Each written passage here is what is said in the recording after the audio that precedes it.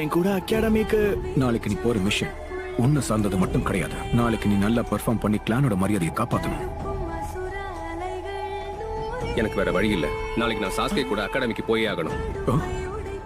நம்ம குடும்பம் மிஷனுக்கு என்ன கூப்பிடும்போது முதல்ல எனக்கும் பெருமையா தான் இருந்துச்சு. ஆனா கடைசியில நாமளும் எல்லாரையும் போல சாதாரண மனுஷங்க தானே. நீ எதை பத்தியுமே கவலைப்படாத. என்ன நடந்தாலும் சரி, நான் எப்பவுமே உனக்கு துணையா இருப்பேன்.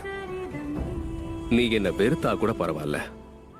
அண்ணனா என்னோட கடமையை நான் செய்வேன். 1000 படைகளும்